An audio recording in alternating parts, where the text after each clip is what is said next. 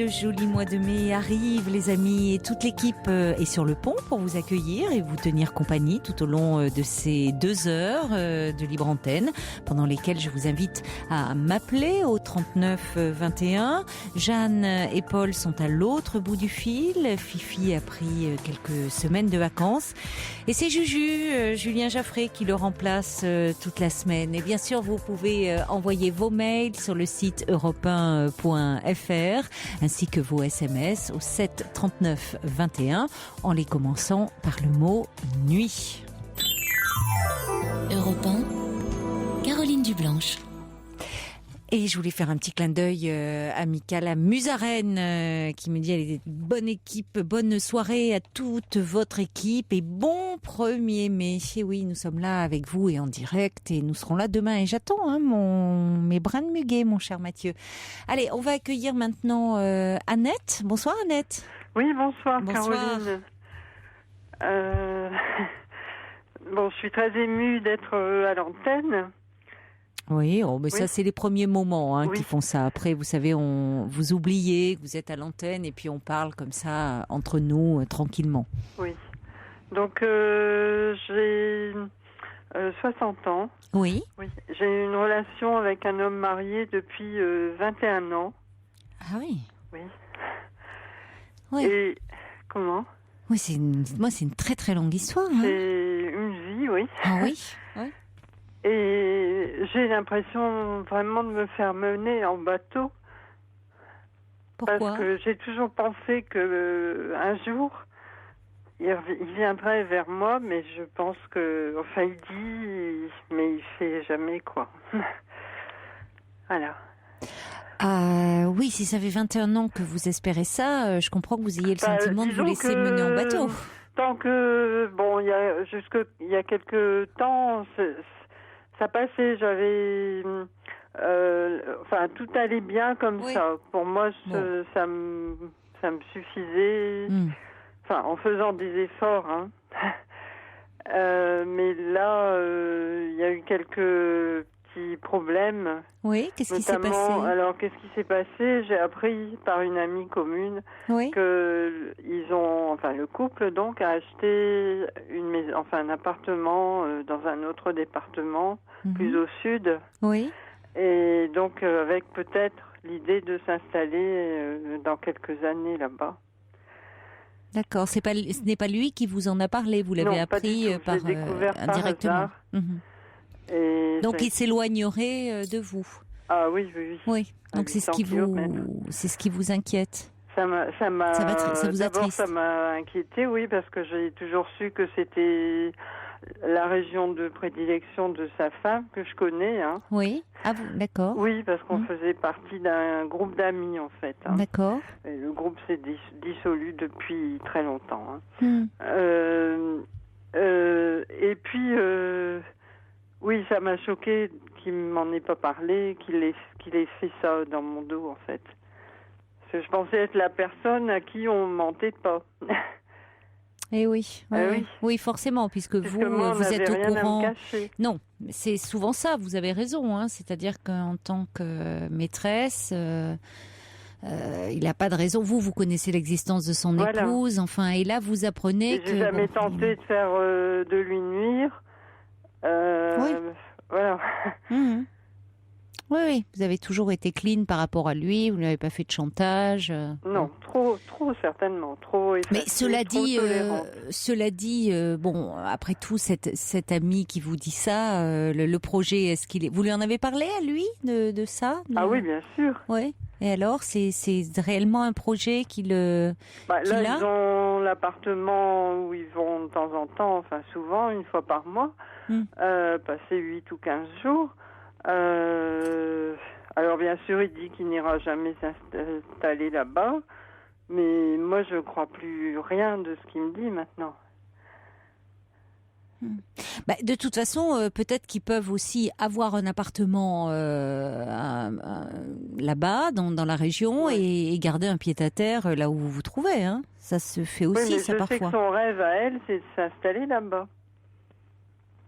Oui, mais c'est peut-être son rêve à elle, comme il vous le dit, et c'est pas son rêve à lui. Bon, pour l'instant, il reste ici parce qu'ils ont encore des attaches des parents. Oui, mais au-delà de ça, ce qui vous angoisse quand même, semble-t-il, Annette, c'est vous voyez vieillir et vous vous demandez comment ça va se passer. C'est ça, tant que vous étiez peut-être vous-même dans votre vie active et autres, vous vous demandez, ça joue aussi quand même. Hein, vous avez commencé en disant que vous avez 60 ans, enfin, vous dites, bon, ben, ce couple fait des projets par rapport à la retraite et à leurs vieux jours. Ils ne sont pas vieux, et comme vous n'êtes pas vieille non plus, mais bon, c'est qu'ils préparent l'avenir et que vous, ben, ça vous renvoie quand même à votre solitude et au fait que vous ne pouvez pas, vous, de votre côté, préparer l'avenir avec cet homme.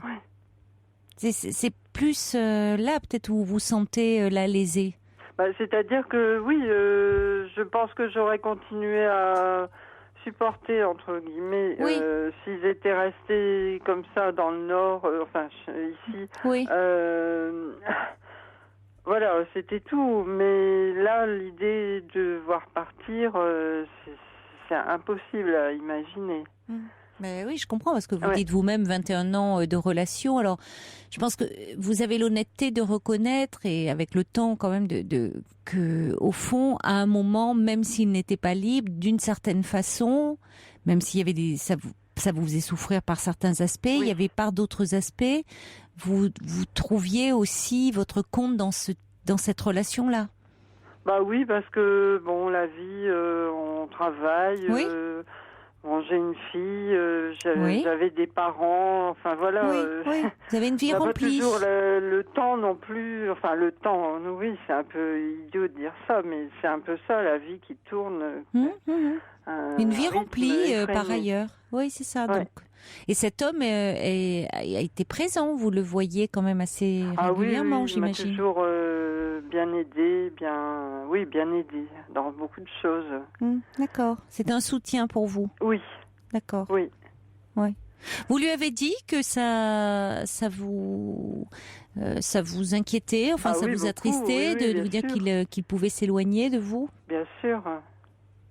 Et comment il réagit? Est-ce qu'il paraît sensible à ça? Il dit qu'il n'ira jamais là-bas, mais bon, moi j'en suis pas si sûre.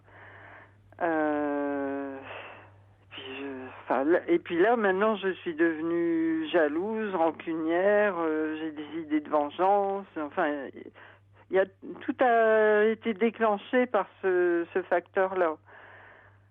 Oui, par le fait que j'ai su y a ce projet. Qu'il m'a menti, en fait. Voilà, c'est ça que je n'ai pas supporté, c'est qu'il m'ait menti. Oui, mais parce que d'une certaine façon, vous pensiez, vous, avoir, même si ça peut paraître un peu curieux, la part privilégiée. Être celle qui, comme vous dites, à qui on ne mentait pas, qui avait l'exclusivité de cœur. Et ce qui est blessant, peut-être, c'est de découvrir que cet homme, il fait des projets aussi avec son épouse. Enfin, son épouse, elle est là, elle compte malgré tout. Voilà, elle compte, oui. Voilà, elle compte, même si elle compte différemment que vous, certainement. C'est pas, il n'a pas le même type de relation avec elle et avec vous. Mais néanmoins, il est aussi investi dans cette relation d'une autre façon. C'est ça aussi peut-être que vous prenez un peu en pleine figure là et qui vous rend comme ça, qui vous fait vous douter, qui vous rend agressive. Vous l'avez occulté un peu, ça. En fait, oui, et puis je m'aperçois, donc il ment à tout le monde. Il lui ment à elle, il me ment à moi, et je me dis, il se ment à lui-même aussi. Certainement. Il sait plus trop où il en est, je pense. Mais je l'excuse pas, mais je pense que oui, il se ment. Vous pensez il se mentirait à lui-même de quelle façon, selon vous? Parce qu'il sait. Moi, je pense qu'il sait pas faire le choix. Vous pensez réellement de toute une vie ou de presque une vie aussi, voilà. Est-ce qu'il ne s'est pas organisé sa vie de cette façon-là, assez clivée finalement? Donc est-ce que c'est qu'il est perdu? Il a pu l'être, mais vous pensez qu'au bout de tant d'années, il reste dans une situation comme ça? Lui, au fond, vous dites vous-même, vous lui avez considérablement facilité la tâche, puisque vous n'aviez pas d'exigence.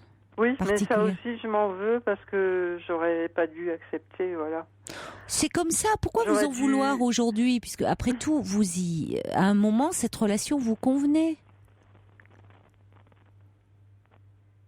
C'est pas anodin de rester aussi longtemps avec quelqu'un qui n'est pas, d'avoir une relation avec quelqu'un qui est marié et de rester aussi longtemps. C'est que peut-être vous, le couple, bon, c'était pas une aventure enfin, peut-être que ça vous tentait, mais qui vous faisait un peu peur et c'était un compromis. Oui, sans doute. Oui, ça c'est vrai. Ouais. Donc, vous voyez, il n'y a pas forcément lieu de vous en vouloir aujourd'hui et de remettre tout en question. C'est-à-dire qu'à un moment, cette relation, enfin, il y a un long moment, enfin, vous correspondez. C'est davantage aujourd'hui parce qu'on évolue et que votre vie évolue. C'est-à-dire que vous voyez peut-être un peu l'ombre de la solitude là, parce que vous vous demandez comment vous allez appréhender le moment peut-être de la retraite aussi. Vous le dites, tant que vous étiez occupé, vous avez votre fille, vos parents, bon. Mais là, vous vous dites, c'est des liens que vous investissez qui comptaient, votre travail, votre fille, vos parents. Et votre fille, j'imagine, elle est adulte, là. Oui, elle a un bébé. Bon, donc c'est bien.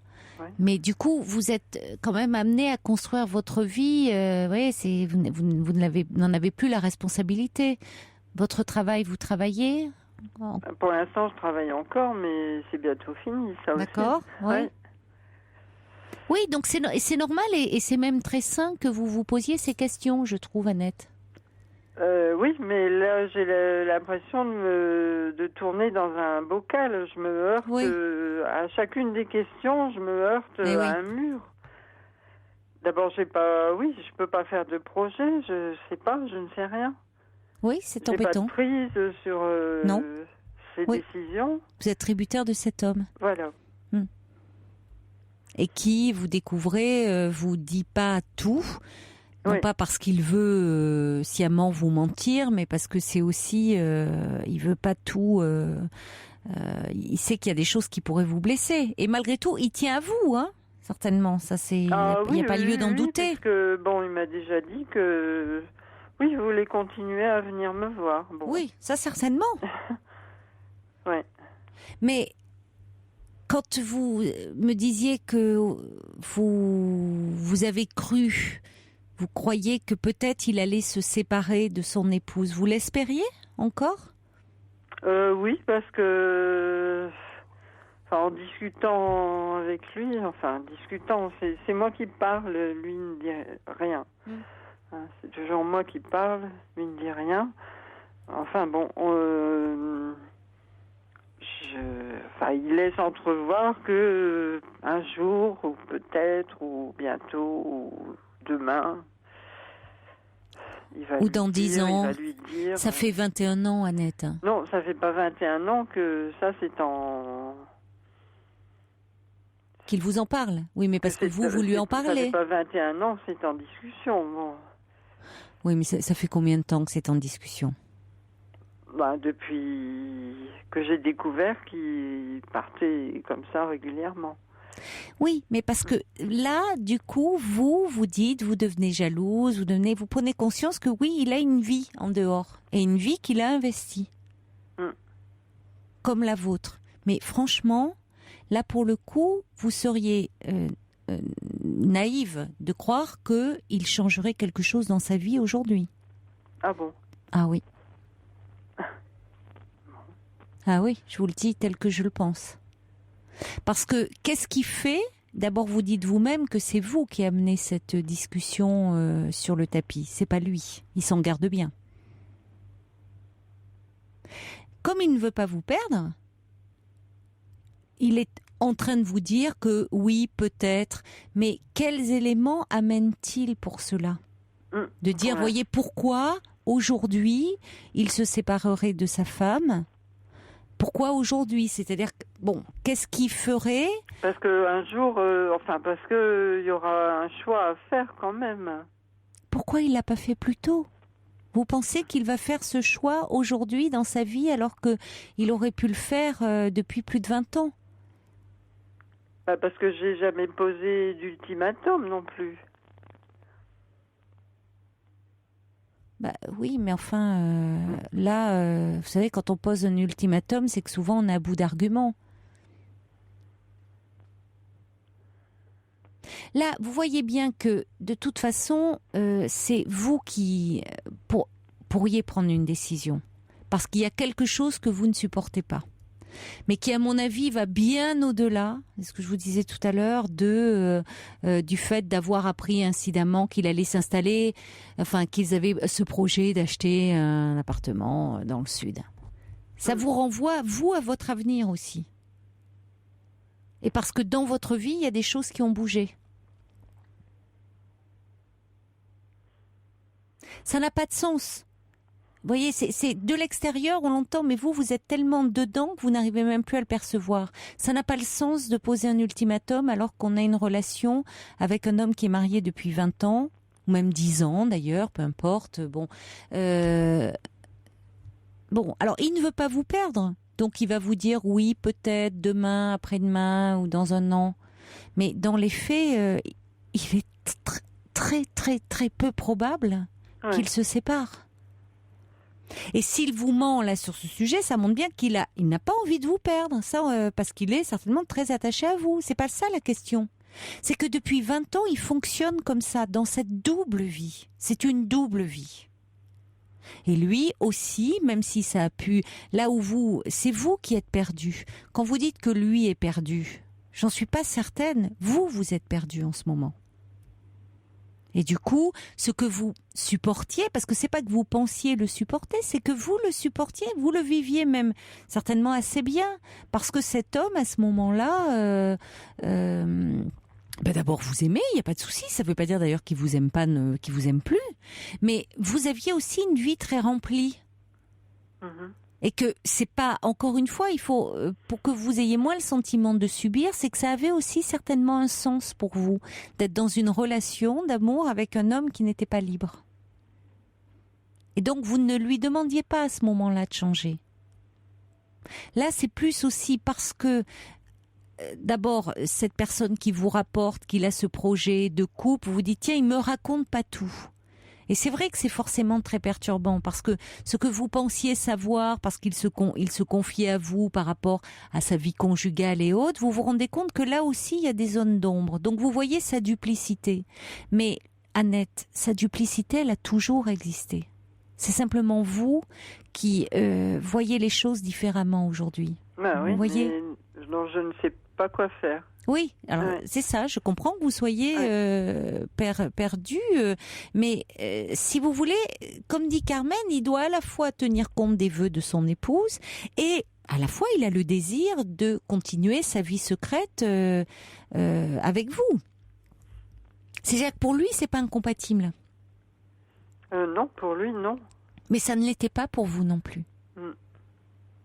Simplement, c'est souvent une illusion que l'on peut avoir quand on est la femme de l'ombre, c'est de penser que on sait tout et qu'il y a une transparence et que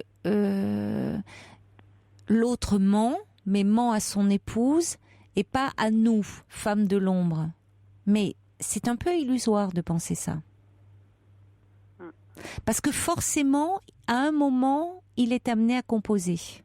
Et donc à mentir. Ça peut aussi faire partie d'un fonctionnement d'ailleurs. C'est pas anodin d'avoir une double vie comme ça pendant tant d'années. Ça veut dire que c'est quelqu'un qui est obligé de composer avec sa part d'ombre. J'aime pas trop dire ça parce qu'actuellement on en parle beaucoup de la part d'ombre, mais enfin bon, c'est quand même. Oui, j'en ai parlé de ça aussi. Oui, forcément. Hein, c'est bon. Ouais. Oui. Mais vous voyez, c'est qu'il est obligé de composer avec ça. Et donc de mentir. Et de mentir aussi, il pourrait dire, pour préserver votre relation parce qu'il y tient. Donc oui, il vous connaît. Je peux plus supporter. Alors ça, c'est différent. Là, je peux plus encaisser. Je peux plus. Voilà, c'est que il y a quelque chose là où ça remue, vous vous sentez comme trahi finalement. Oui, oui. Alors ça pourrait paraître paradoxal puisque vous connaissiez la relation et c'est vous qui, vous voyez, on pourrait dire il y a une inversion des rôles puisque. Non, il n'y a pas d'inversion des rôles. Mais voilà, vous demandiez quand même, vous aviez une exigence de vérité dans cette relation. De vérité vis-à-vis de moi. Bon, c'était pas. Me raconter sa vie de couple, non, c'est pas du tout ce qui m'inquiétait, ça m'intéressait pas en fait. Mais quand même, ce qui pouvait me toucher ou me concerner un peu quand même. Oui, mais vous découvrez aussi que cette vie de couple, ou peut-être il a aussi investi, elle compte aussi pour lui. Sinon, ils se seraient séparés. Et c'est là où, j'ai bien senti que c'était pas forcément ce que vous aviez envie d'entendre, évidemment, et j'en suis désolée de vous le dire, mais je suis pas toujours là pour dire ce qu'on a envie d'entendre. C'est que je pense que et encore une fois, c'est certainement pas le même attachement, il n'a pas la même relation avec vous, évidemment, qu'avec son épouse. Pour autant, s'il avait dû se séparer d'elle, il l'aurait fait bien avant. Je ne sais pas. Si. Parce que là, il n'y a aucun élément, si vous voulez, il n'amène aucun élément nouveaux éléments dans sa configuration conjugale ou dans sa vie qui pourrait justifier subitement qu'il prenne une décision de rupture. Qu'est-ce que ça pourrait être un élément nouveau ? Ça pourrait être que sa femme a découvert votre liaison, ne la supporte pas. Quand on fait tout pour que ce soit pas découvert. Ne prenez pas non plus son épouse forcément pour une idiote. Il y a aussi des épouses qui ferment les yeux à dessein. Vous savez ? Je crois quand même que... alors, il y a des hommes qui clivent. Et d'ailleurs, c'est très intéressant parce que vous voyez bien le paradoxe. C'est-à-dire, vous dites comment ose-t-il vous mentir ? Mais peut-être aussi que sa femme n'est effectivement pas au courant. Parce qu'il y a des hommes qui arrivent à cliver leur vie, c'est-à-dire quand ils sont avec leur épouse, ils sont pleinement avec leur épouse et totalement investis dans cette relation et dans cette relation conjugale et parentale. Et quand ils sont avec leur maîtresse, ils sont pleinement avec leur maîtresse. C'est le clivage. Donc, si vous voulez, ça montre que si quand on est dans ce fonctionnement-là, et donc, effectivement, là, je vous rejoins, je suis d'accord avec vous, l'épouse peut ne se douter de rien, parce que cet homme est pleinement dans la relation avec elle aussi. Eh bien, forcément, ça implique qu'on fonctionne dans le mensonge, avec les deux. Oui. Mais que c'est un fonctionnement, c'est un fonctionnement psychique presque. On est clivé. Donc, on est obligé à soi-même... finalement, même lui-même, il est dans ses deux vies. On va accueillir Françoise qui est avec nous au 39-21. Bonsoir Françoise. Oui, bonsoir Caroline. Bonsoir Annette. Bonsoir. Alors écoutez, moi j'ai pris en route l'histoire, donc ça fait 2 ou 3 minutes. Et donc j'ai appelé tout de suite parce que Mais je vous remercie. Le peu que j'ai entendu, c'est exactement mon histoire, enfin je crois. Moi ça fait mon fils à 28 ans, notre fils à 28 ans avec cet homme marié. Je l'ai connu 5 ans avant. Donc vous faites le calcul. J'ai eu des hauts et des bas, ça m'a détruite. Ça m'a vraiment détruite. Mais comme je suis quelqu'un qui, je pense, est de la volonté et refuse de me laisser détruire, surtout de me laisser détruire. Comme je me détruise moi-même, c'est autre chose. Mais qu'on me détruise alors que je n'ai rien demandé, je ne suis pas d'accord. Donc il y a eu beaucoup de hauts, beaucoup de bas. C'était une histoire très agréable, une histoire où toute femme a envie de rencontrer ce genre d'homme, très attentionné, etc. Mais je confirme ce que vous disiez, c'est-à-dire que c'est un clivage total, même s'il est sincère. Quand il est avec vous, il est sincère. Voilà, donc tout ça pour dire que si vous voulez, moi j'ai 57 ans, j'ai encore pas mal d'années à travailler, en tout cas je le souhaite parce que c'est le centre de ma vie. J'ai un fils, non pas une fille mais un fils, et j'ai mes parents. J'avais mes parents, voilà, donc ma vie s'organisait entre ces choses-là. Et voilà, je me retrouve approchant de la retraite, mon fils fait sa vie, je n'ai plus mon père et il n'y a pas de raison que je flanche. Donc j'ai coupé court. On reste en relation puisqu'on a un fils ensemble et je ne veux surtout pas que mon fils, jusque-là, j'ai tout caché à mon fils, disons que j'ai toujours fait en sorte qu'il voit son père avec sa mère, etc. J'essaye de le faire encore quand mon fils vient dans la ville où il habite plus dans la même ville. Quand vous dites que vous avez tout caché, il sait quand même bien que son père est marié par ailleurs. Oui, il sait tout, mais j'ai caché le mauvais côté des choses, c'est-à-dire je faisais en sorte de reconstruire avec son père un semblant de vie commune, même si on vivait pas ensemble, pour qu'il le vive bien. Et c'est un garçon tout à fait équilibré. Je n'ai jamais dit de mal de son père, bien que j'ai beaucoup souffert. Enfin voilà, j'allais toujours positivement pour que mon fils ait une bonne image du couple de ses parents. Oui, je comprends. Ouais. Mais maintenant, moi, j'ai ma vie de femme aussi à construire enfin. J'ai la retraite qui approche. Je crois que vous lui aviez dit ça, Annette aussi. Mais vous avez eu votre vie de femme avec lui. Ça ne veut pas dire que vous n'avez pas eu une vie de femme aussi. Vous voyez, c'est là où je mettrais. J'ai eu une vie professionnelle. J'ai eu une vie de mère. Non, mais vous n'avez pas une vie conventionnelle de femme. Mais ça ne veut pas dire que vous n'avez pas pu être pleinement femme dans la relation avec cet homme. Oui, j'ai été pleinement femme. Les relations clandestines, il peut y avoir... il y a énormément souvent d'intensité, les sentiments perdurent parce que justement il y a des obstacles, il y a beaucoup de désirs. Donc je veux dire, c'est pas la féminité qui est mise à mal dans ces relations. C'est vrai, c'est le besoin peut-être de stabilité, c'est le fait de ne pas être dans une relation conventionnelle, que ça doit rester caché, qu'on peut pas forcément en parler à son entourage. C'est tout ça qui est compliqué. C'est les solitudes aussi, on part pas en week-end, les vacances, c'est tout ça qui est dur. On n'a rien de tout ça et on se rapproche d'un âge certain et on ça dit, joue. Mais mince, donc quand je dis pas de vie de femme, pas de vie conventionnelle, oui c'est ça. Et là quand on approche près de la retraite, on se dit mais qu'est-ce que j'ai fait de ma vie? Donc j'appelle ça ma vie de femme parce que maintenant effectivement je me retrouve toute seule et j'ai pas envie de construire avec un autre homme parce qu'il m'a comblée pleinement, c'est clair que peut-être beaucoup de femmes n'ont pas vécu ce genre de choses avec un homme, c'est sûr. Mais il n'en reste pas moins vrai que maintenant à 57 ans on n'est pas vieux et il faut quand même que je me construise l'après. Et je suis seule. Oui. Et ça, c'est très compliqué. Il faut du courage et j'ai décidé que je le ferais. Voilà. Oui, mais on sent d'ailleurs beaucoup de détermination dans votre voix, Françoise. Et c'est là où vous dites, je comprends ce que vous voulez dire par vous occuper de votre vie de femme. J'ai envie de dire de vous occuper de votre vie. Pensez par vous-même. Ça rejoint ce que vous disiez, Annette. C'est-à-dire que ce qui est vraiment embêtant, c'est que du coup, vous êtes toujours tributaire de lui, de ses décisions. Vous devez toujours vous organiser en fonction de son emploi du temps à lui. Et là, ça se pose avec une acuité d'autant plus forte que la retraite arrivant, le fait que vous vous dites, lui, il s'organise sa petite vie avec son épouse, pour leurs vieux jours, ils vont partir dans le sud, et puis vous resteriez comme en rade, là, comme ça, et à attendre quand lui serait disponible. Et c'est là où ça ne va pas. Non. Enfin, en tout cas, où vous n'avez pas envie de vivre ça. Je refuse de rester sur le quai de la gare, constamment, à voir partir le train, parce que j'ai eu cette impression toute ma vie. Oui, oui. Donc maintenant, je prends le train. Il va pas forcément au même endroit. C'est bien, c'est bien. Je prends le train toute seule. Oui. Et voilà, bon, et puis je fais une croix là-dessus. Mais bon, c'est vrai que c'est compliqué. Et ceux qui vous aiment vous suivent, comme le film du même nom. Ouais. Mais ça reste le père de mon fils. Vous voyez, on a même poussé. Enfin, j'ai même poussé jusqu'à aller dans la ville où habite mon fils. On y est allé ensemble, malgré que j'avais déjà coupé les ponts officiellement. On y est allé ensemble. On a passé un super week-end. Je l'ai fait pour mon fils.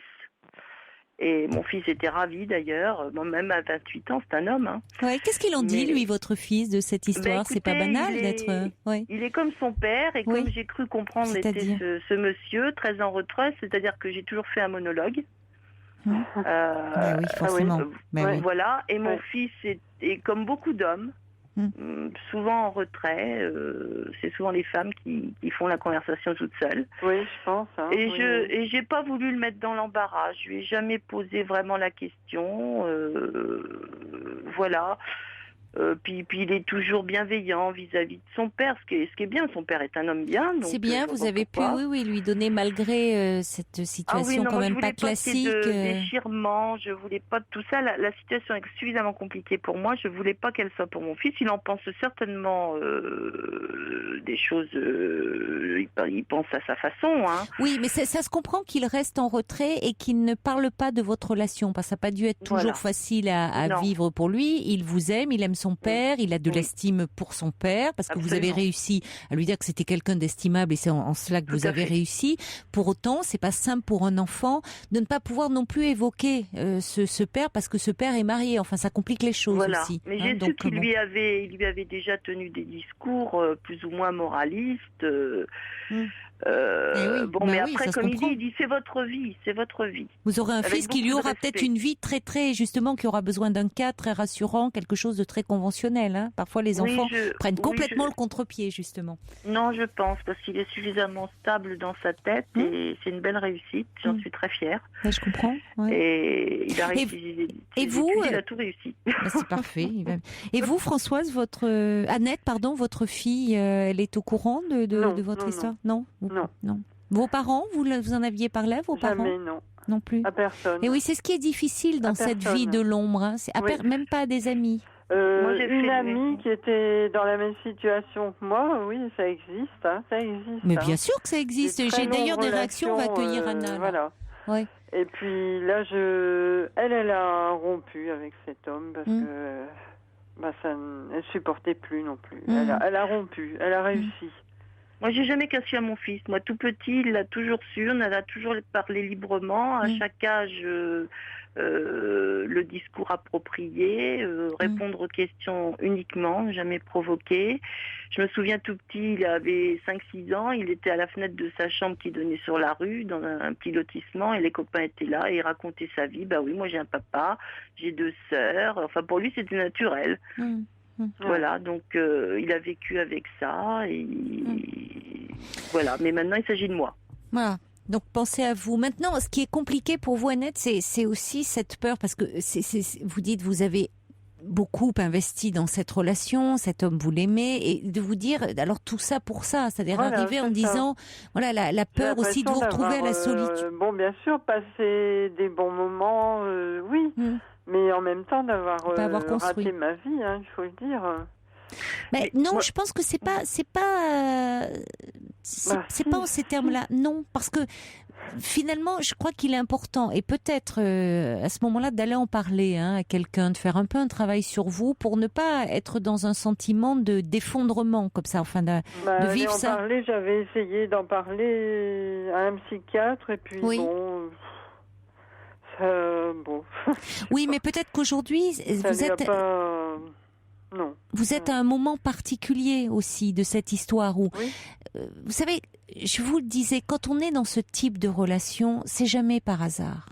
Et à un moment, vous avez même acquiescé, quand je dis par rapport à peut-être l'image que vous aviez du couple et le fait qu'il y avait quelque chose qui pouvait vous faire un peu peur, et que ça peut être parfois comme un compromis. On est en relation avec quelqu'un, mais quelqu'un qui n'est pas libre, donc on sait évidemment que ça n'ira pas plus loin. Ça ne veut pas dire, enfin pas plus loin, ça peut durer très longtemps et il peut y avoir une belle relation authentique, mais en tout cas, on ne vivra pas avec lui. Alors, ça ne veut pas dire qu'on peut pas garder, au fond, le désir, mais un désir où on sait qu'il sera forcément entravé. Et ça a un sens, parce que sinon on ne reste pas aussi longtemps dans cette histoire. Donc c'est pour ça que parfois le fait de réfléchir un peu sur cette relation, ce que l'on a vécu, ça peut permettre de moins la subir, parce qu'actuellement vous subissez. Oui, je subis. Voilà, de donner du sens, et donc de pouvoir, comme le fait Françoise actuellement, dire votre vie aujourd'hui pourrait prendre une autre orientation. Ce qui ne veut pas dire d'ailleurs peut-être qu'au fond, avec cet homme, ce qui vous angoisse, vous lui en voulez, et c'est ce qui complique aussi, ce qui met de la lourdeur dans votre relation, mais ce qui ne veut pas dire, moi je suis convaincue que cet homme, lui, il n'a pas envie d'arrêter avec vous. Non, pas du tout. Mais non. Et qui s'arrangerait, même s'ils prennent cet appartement dans le sud, pour être présent malgré tout. Vous voyez, c'est plus vous qui bloquez et qui vous dites... Oui, ça c'est vrai, c'est moi. C'est vous qui bloquez, c'est pas lui. Lui, il n'a pas changé. C'est vous qui changez. Voilà. On va accueillir... écoutez, merci beaucoup Françoise. Et puis alors, il y a Ninon qui dit plutôt que le train, prenez le tramway, nommé désir. C'est ce qu'on vous souhaite. Je vous embrasse. Au revoir Françoise. Au revoir. Et bonsoir Anna. Oui, bonsoir Caroline. Bonsoir. Voilà, j'ai téléphoné parce que j'ai entendu le témoignage d'Annette et qui m'a beaucoup touchée. Oui. Et je voulais donc, j'ai exactement la même histoire qu'elle. J'ai le même âge, puisque j'ai 61 ans. Oui. Enfin, pratiquement, d'après ce que j'ai compris. Oui. Et moi, j'ai donc eu une liaison comme ça qui a duré 18 ans. J'étais mariée moi-même et mon ami était marié. Et donc, un très grand amour. Bon, je crois vraiment que c'est l'amour de ma vie. Je pense l'être aussi, enfin l'avoir été pour lui. Mais je voulais dire à Annette qu'à mon avis, moi j'ai rompu il y a 2 ans, quand je me suis trouvée vraiment face à un mur en fait. C'est-à-dire que je me suis rendu compte qu'il s'était justement ce que vous dites installé dans cette relation, dans ce clivage. Et que pour lui c'était extrêmement confortable quelque part, même s'il me disait que non, il était malheureux, etc. Et ce que je voulais lui dire, c'est que si elle pouvait avoir le courage de rompre, peut-être d'aller vers autre chose, j'ai peur qu'elle se détruise avec ça. Voilà. En tout cas, vous faites du mal, Annette, en ce moment, en vous disant que vous avez gâché votre vie jusqu'à présent avec lui, qu'il vous ment, parce que cet homme, c'est pas lui qui a changé. J'ai perdu mon temps, voilà. Allô ? Je suis pas sûre. Oui, Anna. Pas sûre. Ouais. Non, parce que ça correspondait à un moment à ce vous aviez besoin de vivre. Oui, Anna, on vous entend, bien sûr, vous êtes toujours à l'antenne. Oui, justement, j'ai entendu ce qu'Annette disait pour dire qu'elle avait gâché sa vie. Moi, personnellement, je n'ai pas ce sentiment. Je pense que tout fait expérience, tout ce qu'on vit n'est pas par hasard. Et si on le vit, c'est que on devait le vivre. Oui, et puis je pense qu'on gâche pas sa vie si on a vécu je veux dire, on perd pas son temps si on vit une belle histoire d'amour. Alors certes, qui est hors les normes, qui est dans la transgression, puisqu'il y en a un des deux qui est pas libre, mais je pense qu'on ne perd pas son temps dans ces cas-là, et que oui, on y laisse des plumes, ça peut, mais ça ne veut pas dire qu'on a perdu son temps et qu'on a gâché quelque chose, parce que toute histoire d'amour, c'est pas perdu, et c'est pas donné à tout le monde de vivre une belle histoire d'amour. Non. Une grande histoire comme ça, justement, moi, personnellement, j'ai eu des moments très douloureux, très difficiles, mais c'est quelque chose que j'ai connu, au moins un grand amour, quelque chose de très important, qui fait ce que je suis aujourd'hui, finalement. Mais je pense que à un moment donné, je n'ai pas pu continuer puisqu'il n'y avait pas de construction possible, d'avenir possible. Voilà. Surtout quand on arrive vers 60 ans, il y a quand même quelque chose qui se profile, qui est la vieillesse, qu'il y a beaucoup de choses difficiles à 60 ans. Oui, c'est ça, c'est un tournant aussi. Et qui peut être difficile. Et voilà, donc si je ne pouvais pas être avec lui, à un moment donné, c'est devenu intolérable et je suis très heureuse d'avoir rompu. Je veux dire que ce n'est pas facile, mais je suis libre, voilà. Et je renie rien de ce qui s'est passé. Oui, on vous sent assez apaisée. Oui, on vous sent assez apaisée et sereine. C'est-à-dire que vous ne reniez rien de ce que vous avez vécu dans cette histoire. Mais aujourd'hui, c'était important aussi de prendre ce tournant et de vous être bien dans votre vie. Voilà. C'est entre Françoise et vous, ces 2 témoignages, je trouve très constructifs et qui, j'espère, vous aideront un peu, Annette. Après, chacun de vous avez à faire votre propre chemin, évidemment. Oui. Mais l'important, c'est de ne pas s'enferrer dans quelque chose qui vous fait souffrir, qui vous rend amer. Alors, que vous éprouviez de la colère, ça, parfois c'est inévitable et c'est peut-être même nécessaire pour être dans un processus de détachement, parce que c'est difficile de se détacher de quelqu'un quand on est encore très amoureux ou qu'on n'a pas de colère vis-à-vis de cette personne. Mais pour autant, vous pouvez aussi vous dire que cette relation qui vous correspondait pendant toutes ces années, enfin, même s'il y avait des moments un peu de tristesse ou de solitude, aujourd'hui, vous avez évolué, cette relation vous correspond moins ou plus, et que vous pouvez aussi, comme vous le dites, Anna, parce que en avançant en âge, aspirer à autre chose et aspirer à de la stabilité, parce qu'on change. Et ça veut pas dire jeter le bébé avec l'eau du bain. Voyez, c'est simplement dire qu'aujourd'hui, vous aspirez peut-être ce qui vous faisait peur jusqu'à présent, le couple dans sa stabilité, le fait d'être deux, le fait peut-être même pourquoi pas de partager une vie commune. Aujourd'hui, c'est quelque chose qui vous tente et que vous aimeriez tenter cette aventure. Et pourquoi pas ? Pourquoi pas vous donner cette chance de la vivre ? On peut aimer plusieurs fois aussi. Et différemment. Parce qu'on évolue. Et parfois aimer mieux d'ailleurs. Il faut, vous voyez, donner ça, c'est-à-dire mettre votre énergie pour vous. Oui, c'est vrai qu'en ce moment, je gaspille mon énergie, ça c'est vrai. Oui, vous faites du mal en tout cas. Vous faites du mal en disant voilà. Négative. Oui. Et en plus, je suis pas comme ça, hein, mais c'est non, mais je veux bien croire. C'est je veux bien croire. moi. Oui, vous êtes déçus en ce moment. Mais c'est pour ça que je vous disais peut-être, voyez, je vous dis pas de vous lancer, de faire une analyse dans une longue thérapie, mais peut-être un peu être accompagné. Peut-être être accompagné un peu pour parler de ce que vous traversez, pas vous laisser attirer, voyez, par des émotions comme ça très tristes, de sentiments d'échec, parce que je crois que c'est pas de ça dont il s'agit au fond, et voir comment vous allez pouvoir. Je trouve que c'est très sain les questions que vous vous posez, particulièrement là à ce moment de votre vie. C'est vrai que s'il y a un tournant à prendre, c'est maintenant, quoi. Oui. Parce que vous pouvez vivre encore quelque chose de belle histoire et de différente. Voilà. Ça me paraît peu probable. Parce que vous vous êtes investi corps et âme dans cette histoire. Donc évidemment, et vous êtes encore attaché à cet homme, mais pour autant, peut-être que vous pouvez dire, ça me correspond plus et j'ai envie d'aller vers autre chose. Et à ce moment-là, vous donnez les moyens. En tout cas, merci beaucoup à vous, Anna, d'avoir réagi, à vous, Françoise, parce que c'est vrai que c'est un sujet qu'on aborde peu. Et vous l'avez dit, Annette, à un moment, en disant, mais ça existe. Oui, bien sûr que ça existe, des relations comme ça dans l'ombre, qui n'en sont pas moins belles. Mais c'est vrai qu'il y a un moment, peuvent entraîner beaucoup de frustration. C'est ce que dit d'ailleurs Leïla, qui dit, je vis une relation depuis 6 mois avec un homme marié. Je découvre l'amertume, le désenchantement, car j'ai passé plus de temps à l'attendre et à me contenter de miettes. Et je viens de le quitter avant de m'enliser. Voilà, c'est important. Et puis c'est ce que dit David aussi, attention à vous, ne pouvez pas rester comme ça dans une attente qui pour le coup vous ferait du mal. Oui, c'est fait là. Justement, ne vous en faites pas davantage. Merci beaucoup et bon courage. Prenez le temps d'envisager votre avenir et de penser véritablement à vous et de ne pas être tributaire comme vous l'êtes actuellement. Oui, je vous remercie beaucoup, Caroline. Merci Anna également d'avoir témoigné. Au revoir. La libre antenne de Caroline Dublanche, c'est du dimanche au jeudi de 23h à 1h sur Europe 1. Bonsoir Thierry. Oui. Bonsoir. Bonsoir. Vous êtes à l'antenne, hein, Thierry, je vous écoute. Oui. Alors, est-ce que vous vous rappelez de ce que je vous avais dit la première fois ?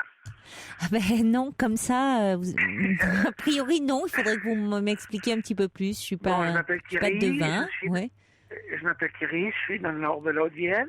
D'accord. J'ai 49 ans. J'ai resté 10 ans avec une dame qui avait 14 ans de plus que moi, ça vous dit rien ? Jusque-là, non. J'ai déjà eu des hommes qui ont eu des relations comme ça avec des femmes un peu plus âgées. Et un jour ou l'autre, elle a décidé de partir. Ah, ouais. Et vous m'aviez appelé à ce moment-là ? Voilà, à ce moment-là, voilà. D'accord. Ouais. Oui, mais quand je vous ai appelé, moi j'étais parti déjà. Parce que moi j'étais parti depuis 2008. Oui. Et c'est ce que je vous avais expliqué. Et j'ai eu un blocage, j'avais tout pris sur moi. Et je ne sortais plus. Oui, vous étiez malheureux. Quelque part. Moi, j'adore la danse. Ah oui, je me souviens. Oui. Mais c'est pas comme ça que vous vous étiez rencontrés avec cette dame en dansant ? Attendez, parlez bien. Je vous perds là. Vous avez un portable ? Oui. Oui, je vous entendais plus très bien, Thierry. Vous m'entendez mal là ? Ça y est, là je vous entends bien à nouveau. Elle était mariée, cette dame ? Oui. Au bout de 28 ans de mariage, elle est venue 10 ans avec moi. D'accord. Elle a divorcé pour venir. Bon, après, dites-moi, comme quoi, ça arrive parfois. Voilà, c'est complètement... comment vous dire ? Pour analyser la situation, je n'ai pas compris. Elle m'a dit un jour ou l'autre, au bout de 14 ans, on ne peut pas rester ensemble. Nous n'avons pas les mêmes idées. On n'a plus rien en commun. La danse, quand même, hein, vous auriez pu lui répondre, puisque c'était ce qui vous réunissait au départ. Ça compte ? Ça compte quand même. Ben oui, 10 ans, c'est quand même pas... Non, 10 ans, c'est 10 ans, c'est une longue histoire, une très longue histoire. Après, bon, comme elle le dit, on peut parfois peut-être un peu évoluer différemment. C'est plus ça, certainement.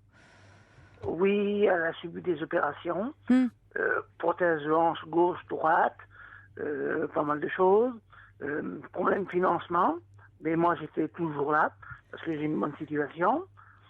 Elle a peut-être plus de mal à aller danser en même temps, hein. Quand au départ, c'est normal. Eh ben oui. Au départ, c'est normal. Mais après, on sortait, elle avait ses béquilles, puis bon, elle dansait pas. Ben oui. Moi, je dansais un petit peu, parce que moi, je voulais pas danser. Vous vouliez pas faire tapisserie? Sortir, changer un petit peu, quoi. Oui. Alors, voir un petit peu les gens qu'on connaît, quoi.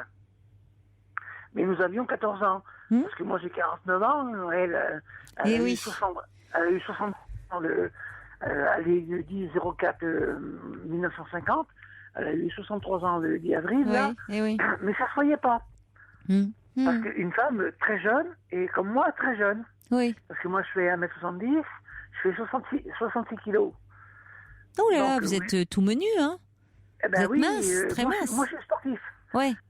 Et mon métier le permet. Parce que je suis formateur à Qu'est-ce que vous faites? Je suis formateur à AFPA. AFPA? Ouais. Vous connaissez, vous connaissez pas? Mais si, la formation professionnelle. Oui, voilà. Mais dans le bâtiment, en maçon.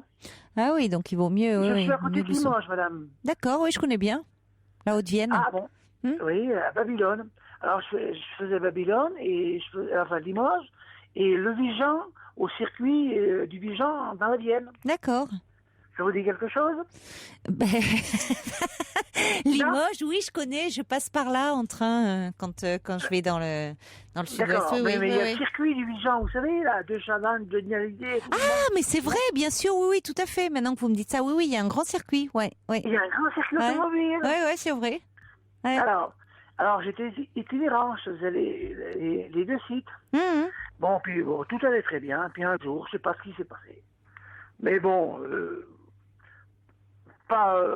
comment vous dire, je me suis pas fâché, je l'ai laissé parler, je l'ai laissé faire. Elle a décidé de me quitter. Sachant que, par contre, moi, je suis chez moi, j'ai grand chez moi. Nous étions une famille de 7 enfants. Oui.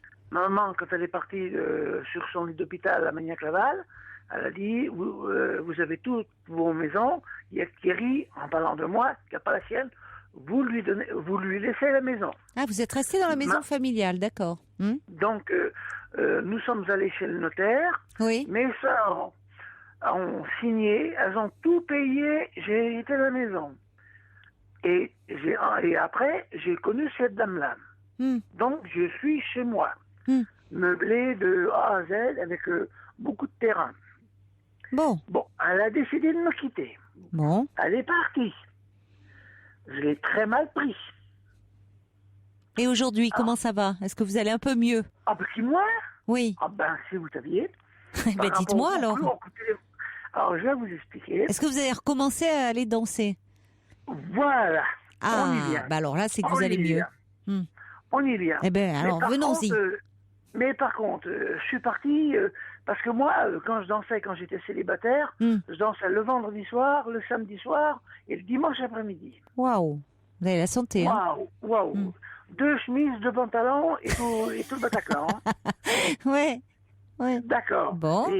Ça vous faisait le week-end, hein, 2 chemises, 2 pantalons et hop, c'était parti pour emballer. Attendez, madame, c'est l'hygiène, c'est le minimum, quoi. Ah ben, c'est préférable, hein. Oui, donc, alors, un jour, je suis parti un dimanche, et je suis allé à Montmorillon dans le 86, ça vous dit rien? Non. Je suis pas très bonne en géographie, hein. Je sens que je sens que je vous désespère, mais c'est vrai que la géographie et moi, ça fait deux. Vous êtes où, Europe 1? C'est où? C'est Paris? C'est Paris, Europe 1.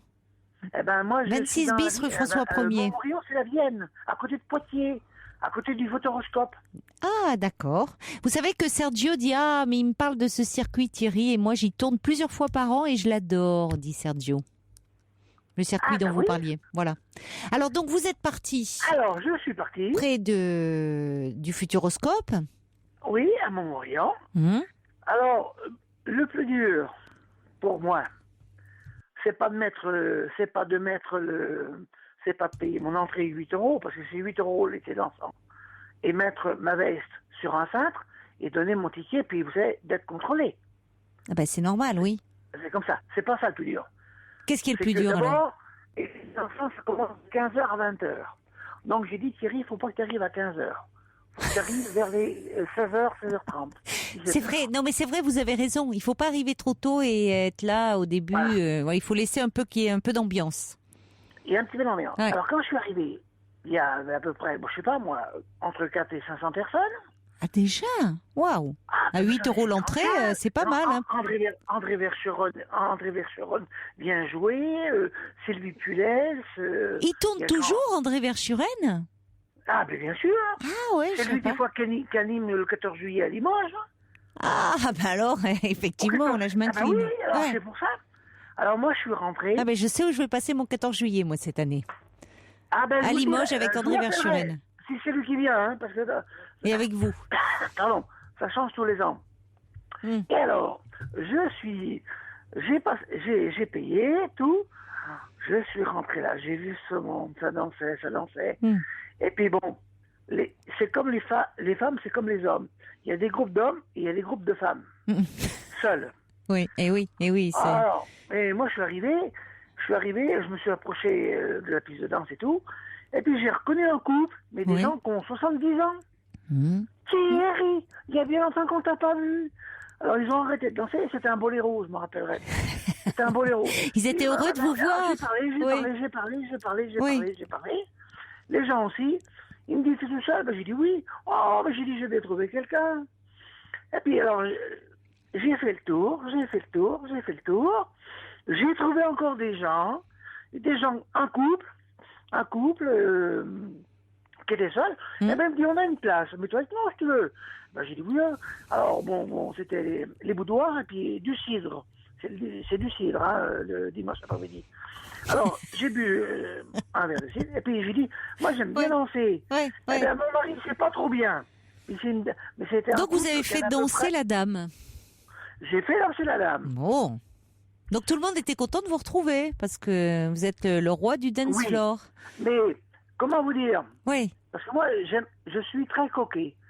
C'est pas, je ne me vante pas, madame. J'aime être coquet. Et alors, c'est quoi être coquet pour vous? Comment vous vous habillez? Alors, c'est-à-dire bien coiffé. Oui. Bien rasé. Avec de la gomina un peu sur les cheveux ou pas? Non, j'ai pas besoin de ça. Non, bien coiffé, bien rasé. Mais je suis chamac. Thierry, vous savez que la mode, c'est plutôt d'avoir une barbe de 2-3 jours. Hein. C'est pas de bien se raser en ce moment. Peut-être pas dans l'été dansant où il faut être encore bien rasé. Mais sinon, les hommes, maintenant, ils se laissent pousser une petite barbe, là. Ah, ça fait sale. Ah, vous n'aimez pas. D'accord. Non, mon père dit ça aussi. Il aime pas. Ouais, voilà. Ouais. Mon père dit pareil. Bon. Donc, raser de près. Je suis pas tout seul. Ah non, vous n'êtes pas tout seul. Si on est capable de se raser les joues, on est capable de se raser la barbe. Ah, j'ai eu peur. Ouais. Parce que vous savez, la mode, elle est à l'épilation, même pour les hommes. Et ça vieillit la personne. Alors, j'ai dansé avec cette dame-là, mais elle me dit, mais je danse toute seule. Je dis, pourquoi? J'ai une plume avec moi, me dit. Parce que moi, de ce côté-là, quelle que soit la danse, je danse. Oui, ben vous êtes léger en plus, c'est agréable, oui. Voilà, puis je sais tout danser. Mais par contre, j'ai fait mes points de repère. Je tournais. Et puis j'ai regardé. Puis après, j'ai dit, bon, excusez-moi, faut que je m'absente, faut que j'aille aux toilettes. On aura tous les détails de votre périple. Mais nous, il va falloir qu'on se quitte là. Il nous reste plus qu'une minute. Donc, il faut que vous reveniez vite des toilettes. Il faut que vous... Alors, dites-le moi vite en moins d'1 minute. Allez, vous êtes revenu. Alors, après, j'ai changé. Est-ce que vous avez emballé un peu? Le week-end d'après, j'ai changé. Oui. J'ai changé d'endroit.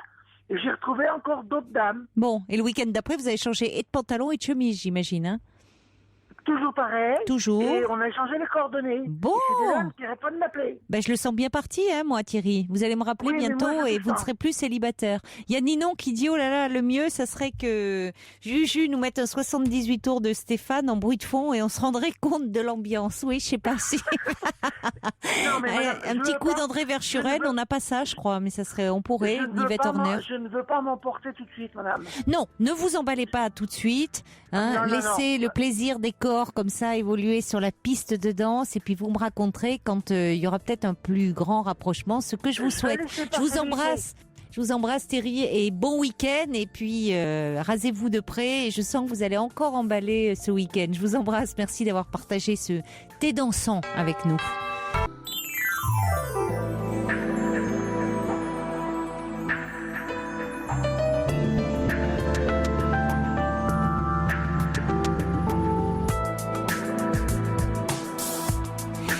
La nuit se poursuit sur Europe 1 avec vos témoignages au 39 21, toutes vos réactions par SMS au 7 39 21, en commençant vos messages par le mot nuit.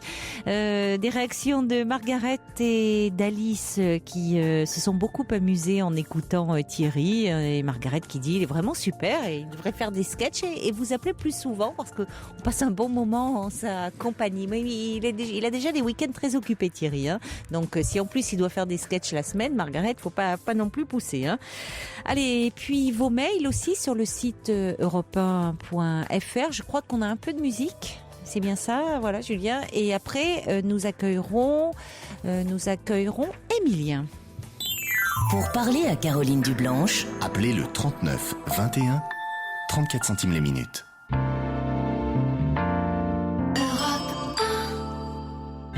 Take it by your silence.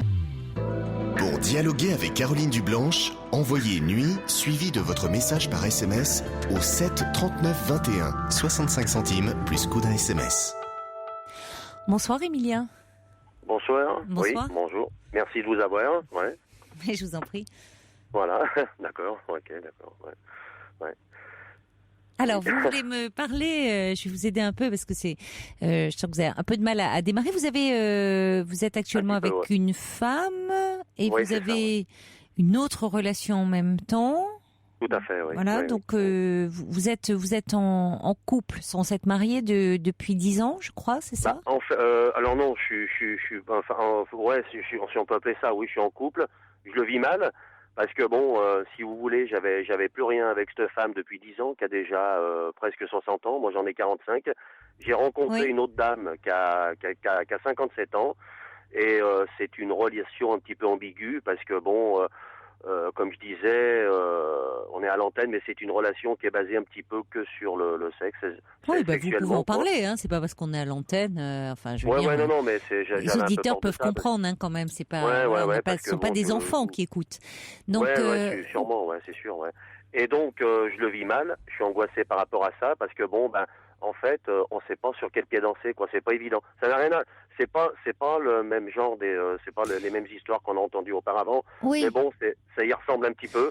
Oui. Et en fait, c'est ce qui vous a donné envie d'appeler d'ailleurs, Émilien. C'est ce qui m'a donné envie d'appeler et de me confier un petit peu parce que bon, en fait, c'est pas évident, quoi. Je veux dire, on est angoissé par rapport à ça. Qu'est-ce qui vous angoisse de quoi? Vous avez de tromper votre femme, celle avec qui vous vivez? Alors, ce qui m'angoisse plus particulièrement, c'est que la dame avec qui je suis depuis 10 ans, je l'aime. Si vous voulez, je peux pas m'en séparer parce que je tiens à elle. Aucune des deux le savent. Et puis l'autre ne le sait pas non plus. J'ai peur de lui dire aussi parce que bon, si vous voulez, l'autre c'est une relation. J'ai jamais vécu ça dans ma vie. C'est une relation. Puis l'autre est particulièrement possessif, étouffante aussi. Et puis je suis un peu timide. Et puis si vous voulez, l'autre est tellement possessif que je peux pas lui dire non plus, quoi. Voilà. C'est pas du tout évident, quoi. Celle avec qui vous avez une relation uniquement sexuelle? Tout à fait, voilà, tout à fait. Vous pensez qu'elle, parce que vous dites qu'elle est possessive, vous pensez qu'elle a des sentiments pour vous? Alors, c'est délicat à l'antenne comme ça. C'est une relation qui est basée vraiment que sur le sexe. D'accord. Alors que l'autre, on a vraiment eu. Oui, l'autre vous l'aimez. Vous avez c'est votre compagne, vous êtes très vous l'aimez. Vous dites d'ailleurs, vous n'avez pas envie de vous séparer d'elle, mais vous n'avez plus de relation sexuelle. Voilà. Mais finalement, ça vous permet de trouver un équilibre parce que si vous restiez dans cette relation de couple auquel vous tenez avec cette femme que vous aimez, mais sans sexualité, c'est ce qui fait qu'à un moment vous êtes allé chercher ailleurs. Et voyez, vous n'avez pas cherché n'importe quelle relation. D'une certaine façon, vous vous protégez et vous protégez votre relation de couple en allant dans une relation où vous précisez, vous avez à cœur de le préciser, que ce n'est que sexuel. C'est-à-dire vous n'avez pas de sentiments, vous ne vous engagez pas dans cette relation. Eh ben justement, on y est. C'est que le problème, c'est que vous m'avez libéré un petit peu. Merci à vous. Donc le problème, c'est que dans cette relation qui est uniquement basée sur le sexe, le problème, c'est que je ne peux pas aller, je ne construis rien avec cette femme. Mais non. Je ne peux rien construire. Est-ce qu'elle vous le demande? Par moment, elle me le demande, mais si vous voulez, elle est tellement exclusive, c'est tellement ambigu comme relation que moi, je repousse toujours le fait. L'autre ne sait pas que je suis avec elle. Oui, j'ai bien compris. Voilà. Et donc, même celle avec qui vous avez une relation sexuelle ne sait pas que votre femme existe. Non. Voilà. C'est ce qui est embêtant. C'est ce qui est embêtant pour vous, et c'est là où ça crée un peu de l'angoisse. C'est que cette femme avec qui c'est uniquement sexuel, elle, semble-t-il, elle attend plus de vous.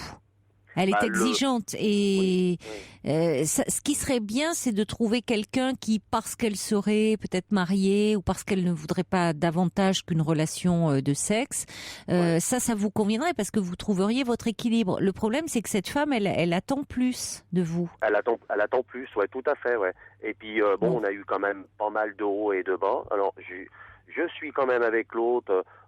Si vous voulez, parce que ça fait 10 ans que je la connais, et donc on est bien ensemble, mais elle me donne plus rien, on n'a plus rien. Et j'ai rencontré l'autre à ce moment-là où j'avais vraiment besoin de quelqu'un de ce côté-là aussi. Et là, la relation prend une ampleur de plus en plus. C'est étouffant, quoi. Je veux dire, c'est insupportable, quoi. Je veux dire. Mais donc vous allez peut-être devoir y mettre un terme si ça vous étouffe, si ça. Si c'est trop envahissant. Voilà, mais là où le bas blesse, mais comment faire, parce que. À ce moment-là, vous pouvez peut-être soit Ouais. vous lui dites à cette femme que vous ne pouvez pas lui proposer davantage. Alors c'est vrai que si elle savait dès le départ que vous êtes en couple, elle comprendrait. Alors que là, elle va se demander pourquoi vous ne pouvez pas lui proposer davantage. Mais vous pouvez lui dire que vous ne souhaitez pas vous engager. Ouais, donc parce que pour tout vous dire, ça me fait. Là, ça a tellement pris des proportions importantes que franchement, pour tout vous dire la vérité, je construirai jamais quelque chose avec elle, quoi. Oui, elle vous angoisse, cette femme. Voilà, je vous trouvais les mots à ma place. Elle m'angoisse, quoi, littéralement. Mais j'ai. Mais sexuellement, vous vous entendez bien.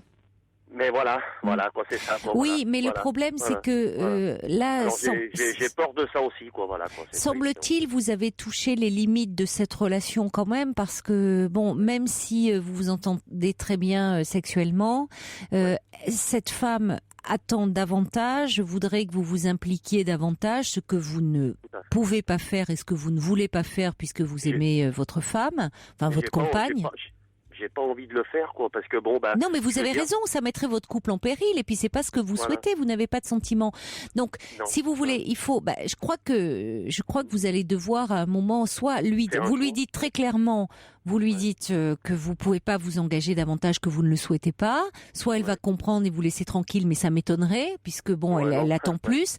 Donc, à un moment, vous allez devoir rompre, et ça serait peut-être mieux, parce que, vous voyez, si cette femme est très exigeante, attend beaucoup de vous, elle pourrait arriver finalement à prendre par quelqu'un, on ne sait jamais, que vous êtes en couple et vouloir le détruire. Hein. Elle pourrait aller trouver votre compagne, enfin on ne sait pas ce qui peut se passer. Bon. Ah mais c'est sûr, elle le fera. Donc il vaut mieux peut-être mettre un terme à cette histoire. Et par rapport à ce manque que vous ressentez, puisque vous dites la femme que vous aimez, avec qui vous êtes en couple, il ne se passe plus rien. Pourquoi ? Parce qu'elle ne souhaite plus avoir de relations sexuelles avec vous ? C'est peut-être pas le fait de ça, c'est peut-être le fait que bon, on est depuis longtemps ensemble, c'est sûr. Elle est déjà d'un certain âge aussi. Oui, il y a cette différence d'âge. Je suis peut-être plus demandeur qu'elle aussi. Oui. Mais quand on est ensemble, on est bien. Oui, je comprends. Mais l'autre. Mais vous savez, Émilien, je pense que vous pourriez trouver peut-être des femmes avec qui qui pourraient être votre maîtresse, mais qui n'attendraient pas autre chose. Je dis pas que ça se trouve comme ça parce que c'est difficile de dissocier complètement la sexualité et les sentiments. Mais c'est pas le propre des hommes. Hein. Il y a des femmes aussi qui peuvent fonctionner comme ça parce que peut-être à ce moment-là, elles sont en couple et il y a des problèmes dans leur couple. Elles prennent un amant. Donc vous pourriez trouver combler vos attentes sur ce plan-là. Mais sans que ça mette en danger votre couple, parce que le problème, c'est que avec cette femme-là qui est très envahissante, c'est que ça pourrait mettre en danger votre couple. Et vous savez, votre compagne, elle doit, peut-être que c'est presque tacite entre vous. Elle doit bien se douter. Vous avez 45 ans, que vous n'allez pas rester, si vous êtes en plus très demandeur, que vous n'allez pas rester que vous allez rester sans sexualité dans la mesure où elle, ne peut plus vous offrir cela ou ne veut plus ou elle a plus trop envie, même si elle vous aime. C'est-à-dire que c'est quand même délicat comme situation parce que en fait, quand si vous voulez, quand j'ai rencontré l'autre dame, je croyais avoir des sentiments, puis après ça a pris des conséquences de plus en plus importantes au niveau de ça, tout ça et tout. Et comment dire, après c'est pas évident quoi, parce que après on peut plus s'en dépêtrer, tout ça. C'est pas évident quoi. Je le vis mal, quoi. C'est pas évident comme. Mais qu'est-ce que vous vivez mal, le fait qu'elle vous envahisse comme ça ou... Je le vis mal parce que je suis en même temps avec l'autre que j'aime et je le vis mal parce que l'autre, j'en ai pris l'habitude et il y a pas de sentiment avec l'autre. C'est une relation uniquement basée sur le sexe. Mais bon, au bout d'un moment. Je veux dire, ça fait pas tout, quoi. Je veux dire, on peut pas construire quelque chose comme ça. Je veux dire, par là, ça fait peur. Oui, quoi. Mais Émilien, dans un sens, heureusement que vous ne pouvez pas construire avec elle, parce que ne seriez-vous pas encore plus mal si vous vous étiez mis à éprouver des sentiments amoureux pour cette femme avec qui vous avez des relations sexuelles? Oui, comme vous le dites, on y est maintenant. Là, je suis content de l'entendre. J'aurais pas pu. C'est-à-dire qu'elle me demande de faire quelque chose avec elle, mais j'invente toujours quelque chose pour pas le faire. Parce que je sens que je me suis installé avec elle dans la relation, mais je le sais au fond de moi-même que je pourrais pas construire quelque chose avec cette personne. Mais oui, mais parce que vous avez, d'une certaine façon, inconsciemment, vous vous êtes arrangé pour avoir une relation avec une femme. Vous saviez, après, parfois on commande pas, mais vous ne tomberiez pas amoureux d'elle parce que vous voulez pas mettre votre couple en péril. Vous aimez la femme avec qui vous vivez depuis 10 ans. Vous n'avez plus de sexualité ensemble, mais ça ne veut pas dire que vous ne vous aimez pas. Il y a des couples qui fonctionnent comme ça, qui ne font plus l'amour ensemble, mais qui pour autant s'aiment et s'aiment très profondément. Et parfois, il y a un accord tacite, même si c'est pas dit. Il y en a un qui sait qu'au fond, l'autre peut avoir des relations ailleurs, mais sans s'investir. Et la relation, elle tient comme ça. Parce que si vous aviez aussi trop de frustration, au bout d'un moment, vous pourriez en vouloir à votre femme. Vous pourriez lui en vouloir, vous lui demanderiez des choses, une relation sexuelle, elle est plus prête à ça. Donc, vous voyez, ça créerait des tensions dans votre couple. Donc, en allant chercher ailleurs ce qui vous manque, vous préservez, paradoxalement, votre couple, vous lui permettez de tenir. Mais, effectivement, vous dites, il y a toujours un danger dans ce type de situation. Le danger, c'est de tomber amoureux. C'est-à-dire qu'à un moment, ça soit pas que du sexuel, que ça soit des sentiments. Mais par rapport à ce que vous décrivez, vous n'êtes pas amoureux de cette femme avec qui vous avez des relations sexuelles. Elle, en revanche, attend plus, a un tempérament comme ça, assez explosif, assez envahissant, assez exclusif. Donc là, je crois que vous allez devoir soit lui dire, je peux pas te donner plus, et elle accepte, mais vu la personnalité sexualité que vous décrivez, je crains qu'elle n'accepte pas et que vous deviez mettre un terme à cette relation. Mais pour autant, vous pouvez peut-être trouver à ce moment-là un compromis en ayant des relations ponctuellement sexuelles ailleurs, en dehors de votre couple. C'est pas là où je culpabilise. En fait, oui, mais j'entends que vous culpabilisez. Je culpabilise sur le fait d'aimer l'autre encore, à qui je tiens. Mais oui, vous l'aimez. Oui. Mais vous savez, parfois c'est d'être encore avec elle aussi. Voilà quoi. Ouais. Mais bien sûr, mais parce que c'est moralement, c'est pas conforme à vos valeurs. Vous aimeriez pouvoir trouver auprès de cette femme que vous aimez aussi une satisfaction sexuelle. Bon, et c'est bien quand évidemment il y a à la fois le sentiment amoureux et le désir quand les deux peuvent cohabiter. Mais comme vous dites, il y a le temps qui a passé, il y a le fait qu'elle est plus âgée, que ça l'intéresse moins. Ou alors vous pouvez peut-être en parler en disant est-ce que c'est passager ou est-ce que vous voudriez aller voir tous les deux un sexologue? Pourquoi pas, après tout? Est-ce qu'elle serait prête à ça? Je lui ai pas posé la question, j'en ai pas parlé. Donc voilà. Mais bon. Parce que vous pouvez essayer d'en parler avec elle en disant que vous l'aimez profondément, mais que effectivement il y a ça le fait de ne plus faire l'amour avec elle vous manque. Et est-ce que vraiment c'est quelque chose qui lui paraît définitif? Est-ce qu'elle pourrait envisager au moins de faire une démarche, voir un sexothérapeute, en parler? C'est sûr, c'est sûr. Et puis d'un autre côté, l'autre relation a tellement pris une ampleur.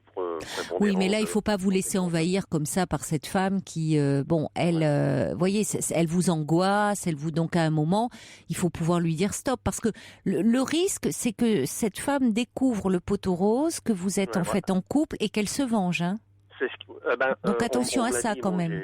Je me confie aussi pas mal à mes parents, tout ça, qui sont encore alertes à leur âge et tout. Ils ont dans les 70 ans. Qu'est-ce qu'ils en disent? Je veux pas étaler ma vie publique non plus, mais bon. Donc heureusement d'ailleurs pour moi. Mais bon, oui, c'est comme vous dites, c'est pas marrant pour un homme de. Moi, je pensais. Je comprends. Je pensais qu'avec Stéphane, j'allais trouver un compromis au niveau sentiment, tout ça, mais apparemment, les sentiments... prennent le dessus. Oui, mais c'est-à-dire que... Mais tant mieux que pour vous, il n'y ait pas...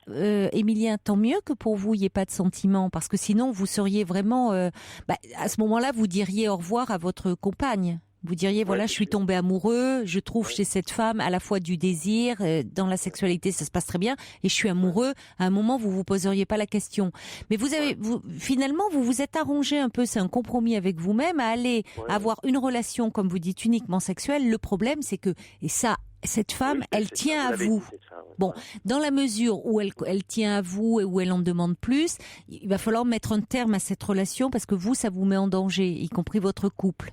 Alors après, je vous dis, soit vous essayez de voir auprès de votre femme s'il y a peut-être une possibilité, au moins, qu'il n'y ait pas plus du tout de relation sexuelle, parce que sinon, elle doit bien se douter que vous n'allez pas rester à 45 ans comme ça sans aucune relation sexuelle.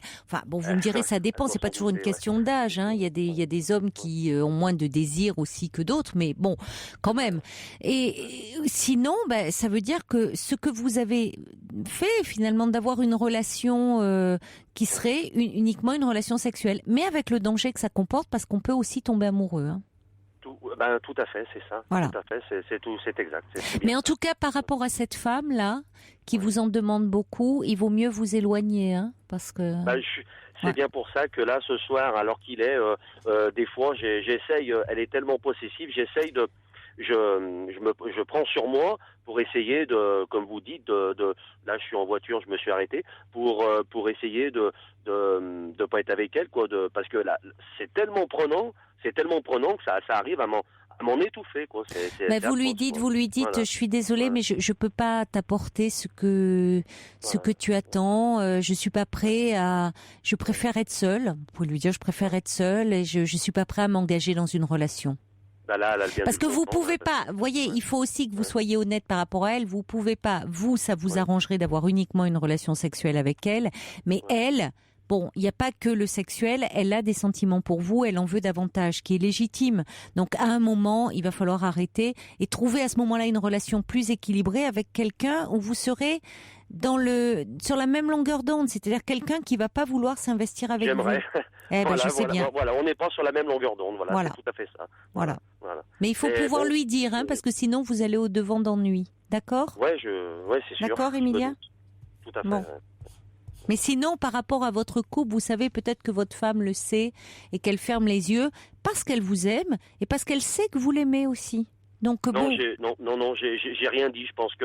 Mais heureusement, vous avez raison de ne rien dire. Ouais. Vous n'allez pas être cruel avec elle et lui mettre sous les yeux le fait que vous avez une autre relation. Non, ce que je veux dire, c'est que peut-être qu'elle le sait, qu'elle ferme les yeux, elle veut pas savoir. C'est-à-dire que c'est un accord presque tacite entre vous. Vous vous aimez, mais il n'y a plus de sexualité. Bon. Moi, je me suis tu au niveau de l'une comme de l'autre. Bon. Vous avez très bien fait. Puis, vous avez très bien fait. Mais maintenant, il va falloir arrêter avec une parce que c'est trop envahissant. Bon courage, Emilien.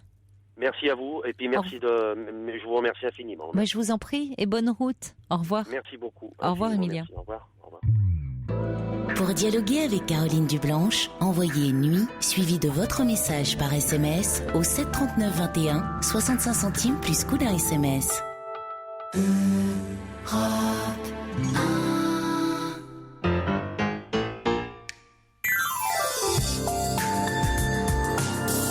Jusqu'à 1h sur Europe 1, Caroline Dublanche. Bonsoir Catherine. Bonsoir. Bonsoir. Comme beaucoup de gens, finalement, je vous entends, je suis très contente parce que je pensais pas que vous m'auriez prise, vous voyez. Pourquoi ? Et pourquoi dites-vous ça ? Parce que j'ai souvent essayé de vous envoyer. Je vous ai envoyé quelques fois des SMS. Je me disais, mais quand même, ça va attirer son attention. Oui. Et puis, il est passé une fois. Un SMS est passé une fois. Mais c'est pas grave. Vous savez, des SMS, j'en reçois une centaine à peu près par soir. Donc, il y en a que je peux lire et puis il y en a qui passent à l'as, malheureusement, qui passent à la trappe. Parce que c'est vrai que je peux pas tous les lire. Je suis désolée. Comme on a dû peut-être vous le dire, par rapport à Annette. Oui, alors Annette, qui était la première auditrice et qui nous confiait qu'elle était la maîtresse. Mais alors c'est vrai que peut-on encore que ce mot a encore un sens quand on partage 21 ans de la vie d'un homme marié. On voit bien que c'est pas dans la liaison extra-conjugale, on est vraiment dans une double vie. La femme de l'ombre, finalement, on pourrait dire. Elle est là. Ouais. Et cet homme, elle avait appris que il avait acheté un appartement dans le sud avec son épouse, c'était le vœu de son épouse, et d'apprendre que finalement il lui mentait sur cet aspect-là aussi de sa vie de couple et que cette vie de couple était plus investie qu'elle ne le pensait peut-être, l'a bouleversé beaucoup. Comme je suis arrivée un petit peu quelques minutes après, il y a deux petites choses que j'ai peut-être pas bien suivies. Oui, dites-moi. Je voulais savoir si cet homme était plus âgé qu'elle. C'est important parce que je connais pas mal le sujet. Bonne question. Je vais pas demander. Annette avait 60 ans et lui, apparemment, c'était par rapport à la retraite qu'il voulait. Donc, je pense qu'il est peut-être un petit peu plus âgé que lui est déjà à la retraite, mais je ne sais pas. Oui, peut-être. Pourquoi ? Parce que quelquefois, quelqu'un, étant donné que j'ai fait pas mal de psychothérapie où j'ai parlé de ces choses-là, il y a quelquefois une recherche du père quand il y a une grande différence. Oui, mais là, elle avait quand même, elle a 60 ans, donc je pense que, vous voyez, il a pas non plus, il a pas 90 ans, cet homme, je pense. Non, mais il aurait pu en avoir 10 de plus, quoi. Oui, 10 de plus, c'est pas un père, Peu importe. Écoutez, j'ai téléphoné parce que j'étais naturellement touchée. Je crois que nous avons été nombreuses puisque le couple est bien ce qu'il est, n'est-ce pas ? Pas évident. Et vous êtes la première à le savoir avec tout ce que nous entendons, puisque je vous écoute souvent. Nous entendons tout ce qui se passe dans les couples et en ce moment c'est encore plus je veux pas dire un feu d'artifice, mais un feu d'artifice dans le sens quelquefois négatif, souvent négatif. Donc personnellement, voilà ce que je pense. J'ai eu deux grandes expériences comme ça. Et la deuxième, en général d'ailleurs, avec un homme, avec un homme ou même avec une amie, mais dans les relations amoureuses, disons, je ne coupe pas, parce que ce qui m'a frappée, c'est qu'il y a eu aussi des femmes qui ont témoigné pour Annette. Et en général, elle disait, bon, il y en a une qui avait arrêté au bout de, 20 ans. Oui. Il y en a une d'ailleurs très courageuse, là, qui a eu l'enfant, etc. J'ai entendu tout ça. Personnellement, Françoise, oui. Si j'ai eu quelque chose de très fort, même avec une personne mariée, bon, je dis pas que je les ai collectionnés, mais enfin, je vais vous parler de la dernière expérience, qui est vraiment l'expérience avec un grand E de ma vie. L'expérience ultime. Ah oui, je suis très très émue de vous parler de ça, parce que je dis que moi, c'est une expérience donc qui est d'une trentaine d'années. Oui, moi aussi, pour ramener au cas d'Annette, il y a eu un départ.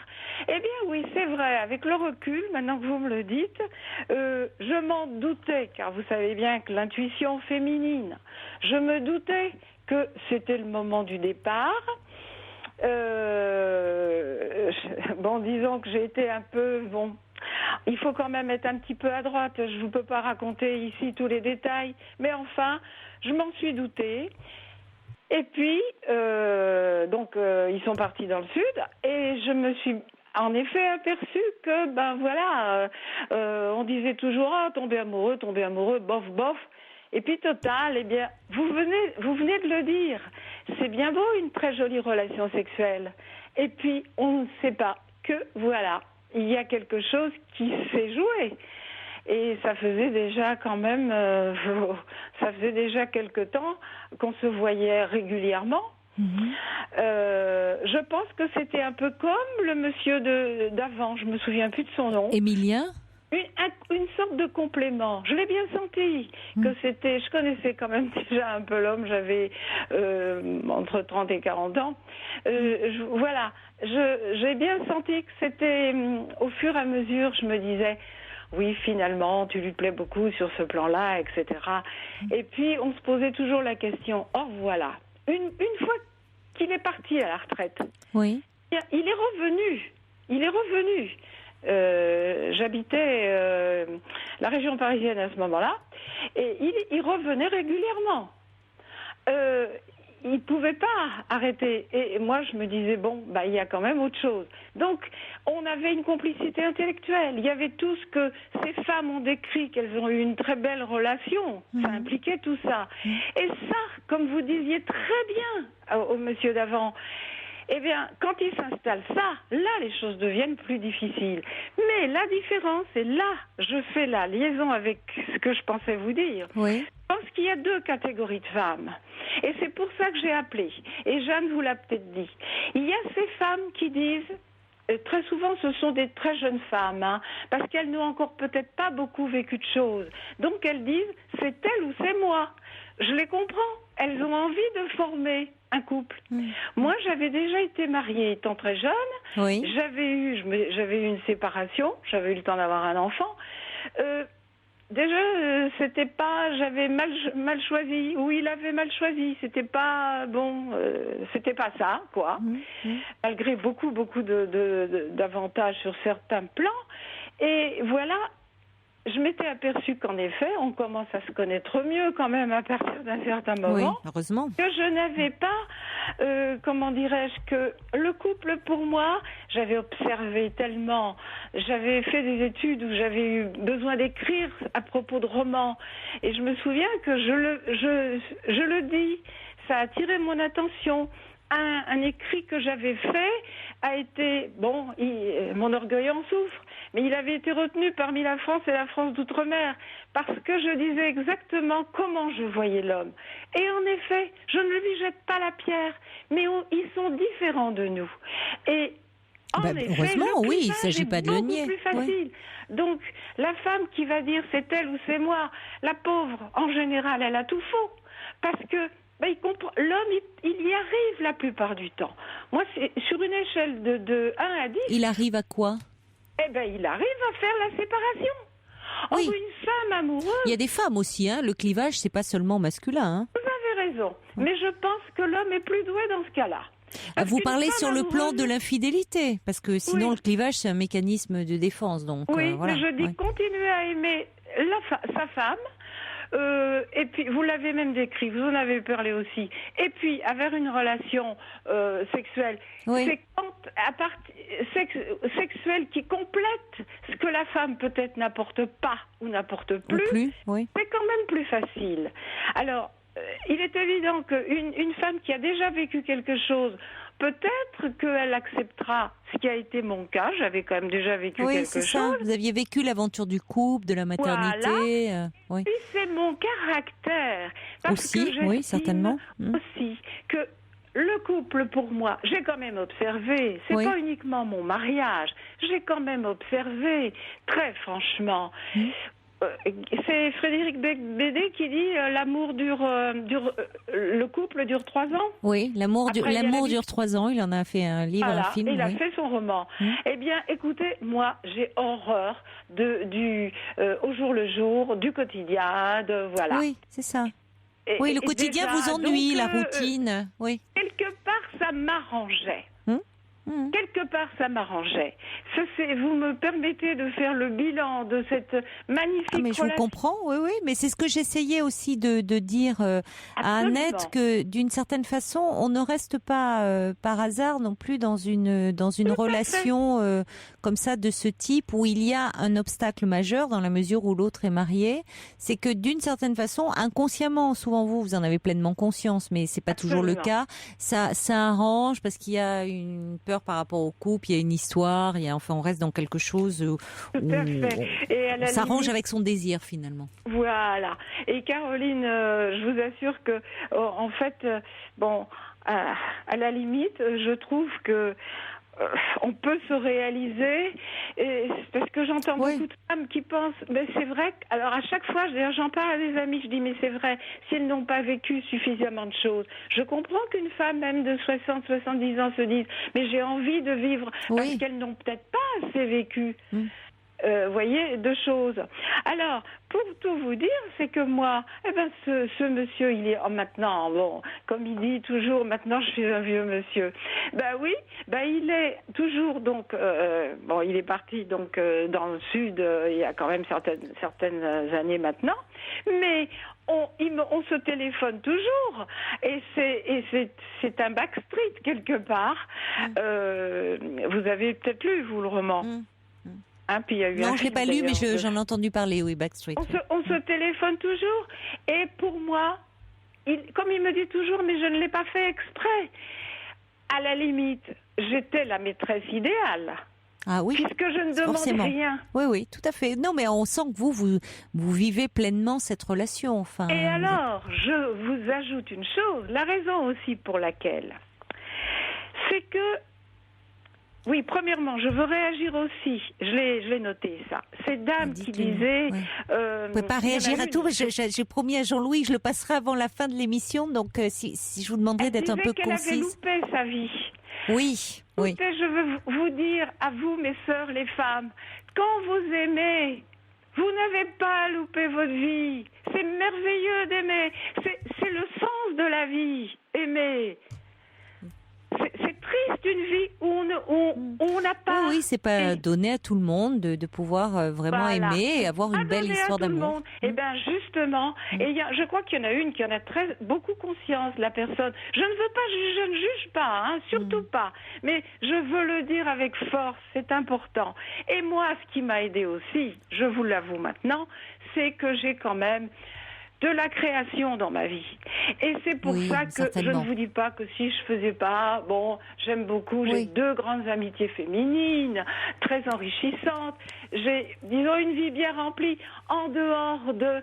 Ah mon Dieu, un homme. Parce que un homme, c'est un être humain avec ses imperfections, bien sûr. Voilà. Oui, mais comme vous dites, vous créez à côté, et donc il y a chez vous un grand sens aussi de la liberté. Le fait de ne pas être lié donc, forcément. Remercions, je trouve d'avoir pu. Moi, je me suis réalisée. Oui, mais ça s'entend. Mais c'est pour ça, vous voyez, je suis étonnée que vous pensiez que je ne passerai pas votre témoignage parce que oui, ça sort des sentiers battus et du côté très normatif et bon, c'est pas du tout conventionnel, mais c'est important de pouvoir dire qu'il y a, selon les personnalités, des gens qui peuvent tout à fait s'épanouir dans ce type de relation, bien sûr, qui sont plus minoritaires, hein, c'est évident. À condition, Caroline, je n'aurais pas voulu, vous voyez, détruire un couple. Même, j'ai déjà quand même j'étais passionnée. Mais détruire un couple, non, parce qu'on ne sait pas. Un homme qui aime encore sa femme, qu'est-ce que vous savez du couple que vous allez former avec lui? Est-ce que vous savez si ça va marcher? Il y en a qui quittent leur femme, des femmes qui font... Oui, bien sûr. Mais... Et puis quand ça se passe après, voilà, il se passe rien. Hein, voilà. Mais comme le dit Nejoude, il n'y a pas de vérité absolue sur le couple. Hein. Chacun le vit selon ses aspirations, ses ambitions, ses possibilités. Et d'autant plus aujourd'hui, hein, il y a de multiples façons d'être en couple et de faire couple.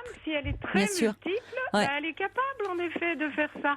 Eh bien écoutez, je vous remercie Caroline. Mais c'est moi qui vous remercie de votre intervention. C'était très intéressant de vous entendre, ma chère Catherine. Vous avez bien fait d'encourager justement d'aller parler. J'ai fait pas à cause Oui, je pense que ça serait important pour Annette qu'elle reste pas. Parce que j'avais d'autres choses à voir et ça a été traité et ça m'a beaucoup aidé. Qu'elles aillent parler, moi je le recommande aussi. Merci d'en avoir parlé avec nous, Catherine. Au revoir, belle nuit à vous. J'ai été heureuse de me sentir comprise et je les embrasse toutes, mes sœurs les femmes. Au revoir Catherine, au revoir. Pour parler à Caroline Dublanche, appelez le 39 21 34 centimes les minutes. Bonsoir Jean-Louis. Bonsoir Caroline. Bonsoir. Oui, moi c'est un autre problème. Oui. Disons que nous, on se connaissait en tant que voisins, voisines. Oui. Bonjour, bonsoir, tout. Vu qu'elle avait 2 enfants, 2 grandes filles. Et puis, moi, je suis tombé malade. J'ai une tumeur au cerveau. Et elle est dans le médical. Oui. Alors, elle est venue à mon secours un peu. Et puis, moi, j'étais au neuro de Lyon, puisque j'habite Lyon, dans les environs. Et puis, toute la semaine, elle passait me voir au moment du déjeuner. Et puis, ça nous a rapprochés amicalement, quoi. Oui. Je me rappelle d'ailleurs que c'était le mariage du prince de Monaco. Ah oui. Ah oui, d'accord. Oui. Oui, parce que la tumeur est toujours là au bout de 2 ans, quoi. Voilà. Elle est toujours là. Il y a des répercussions, non? Voilà. Oui. Alors ils ont opéré, ils ont fait des rayons et en faisant des rayons, ils m'ont grillé l'hypophyse. Ah oui. Ce qui fait que l'hypophyse, agit un peu sur tout le corps humain. Oui, voilà. C'est une glande importante, oui. Surtout hormonale. Oui, mais oui. Alors non, dans la première année, je suivais mon traitement, tout. Oui. Et puis on s'en allait dans le midi, un peu de partout. Oui. On n'avait pas de réaction sexuelle puisque je pouvais pas.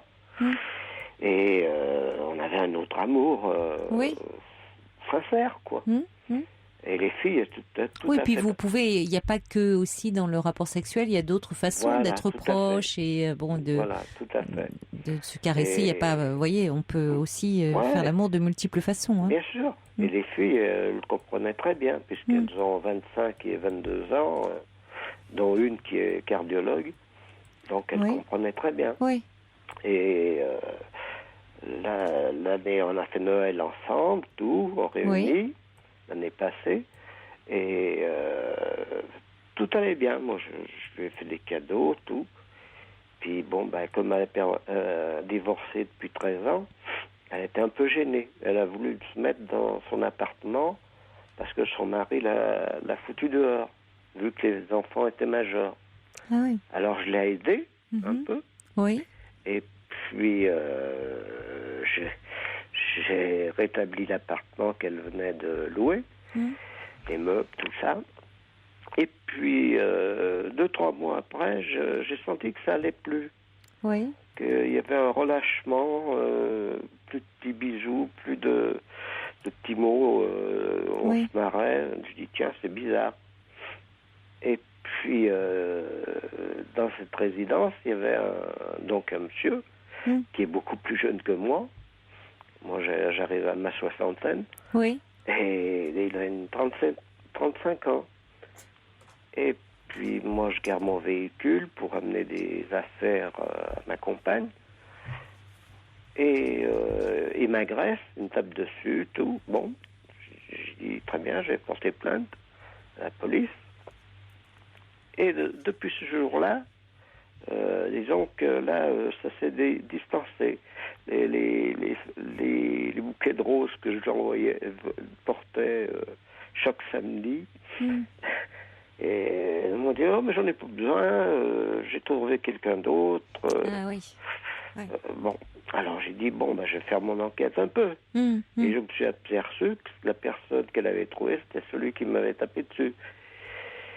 Alors, depuis, bon, Et vous avez porté plainte contre cet homme? Ah oui, moi, il y a un dépôt de plainte à la gendarmerie. Oui, vous avez bien fait, attendez. Ça va pas, ça. Elle va au-devant de bien des ennuis, hein, avec un homme comme ça qui a ses accès de violence, mais enfin, après tout, bon... Déjà, en plus, il est marié, il a des enfants. Bon. Alors, moi, quand je téléphone, je tombe sur le numéro de ce monsieur. Oui. Il vaut mieux pas avoir affaire à lui. Hein, voilà, non, j'ai eu affaire à sa femme jusqu'à présent. Oui. Alors ça allait, mais bon, là, l'autre jour, elle m'a dit, ouais, mais bon. J'ai dit, non, c'est le numéro de sa maman, il n'y a pas d'erreur.